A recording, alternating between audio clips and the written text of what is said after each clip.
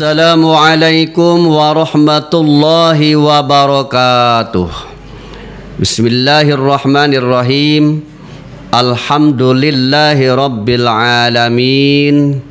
Wassalatu wassalamu ala ashrafil anbiya'i wal mursalin Sayyidina Muhammadinil awwalina wal akhirin wa ala alihi wa ashabihi wa man tabi'ahu ila yaumiddin, amma ba'd. Puji dan syukur kita panjatkan ke hadirat Allah Subhanahu wa ta'ala yang telah menganugerahkan nikmat dan karunia-Nya, khususnya nikmat iman wal Islam, sehat wal afiyah, sehingga kita alhamdulillah dipertemukan kembali dalam acara podcast Kurma Ramadan, kupasan Risalah Ramadan Bright Indonesia.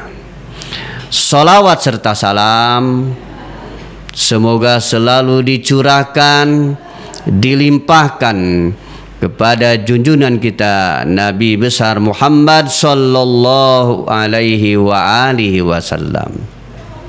Sahabat Brighters Indonesia, tema kita adalah sumpah serapah atau mendoakan keburukan kepada orang lain. Dalam istilah agama namanya melaknat.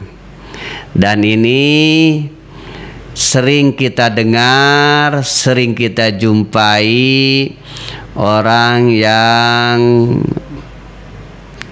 mendoakan keburukan kepada orang lain. Bahkan banyak yang terjadi di orang tua yang melaknat, menyumpahi anaknya karena memang anaknya tidak melakukan hal-hal yang membuat orang tuanya senang, gembira. Bahkan sebaliknya, karena saking emosinya si anak melakukan perbuatan yang buruk, emosi dari orang tua tidak terkendali, sehingga lahirlah sumpah serapah, laknat, mendoakan keburukan bagi anak tersebut. Anaknya sampai maaf dalam tanda petik, dasar anak kurang ajar, mungkin kata-katanya seperti itu, atau bahkan menggunakan nama-nama binatang atau nama hewan atau yang lain-lainnya. Itu yang terjadi di lingkungan keluarga. Terjadi juga di lingkungan masyarakat.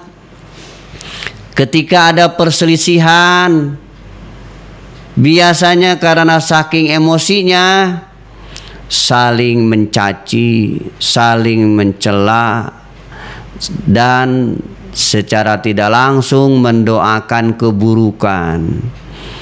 Kita mungkin sering mendengar kata-kata mampus lu. Itu kan artinya mendoakan cepet-cepet mati kepada pihak lain. Nah, bagaimana ini dalam pandangan agama kita? Sahabat Brighters yang dirahmati oleh Allah Subhanahu wa ta'ala, sumpah serapah, melaknat atau mendoakan keburukan kepada orang lain ini sangat dilarang dalam agama. Allah Subhanahu wa ta'ala berfirman dalam surah Al-Isra, A'udzu billahi minasyaitonir rajim. wa yad'ul insanu bisyarri du'aahu bil khair wa kanal insanu ajula.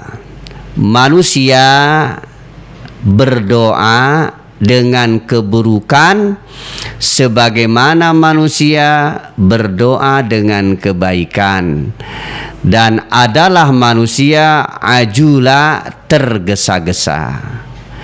Dalam ayat tersebut surah Al-Isra ada pelajaran yang bisa kita petik. Yang pertama, sifat manusia itu dipuji sekaligus dicela. Dipuji karena memang manusia terkadang melakukan perbuatan baik, diantaranya mendoakan kebaikan kepada pihak yang lain.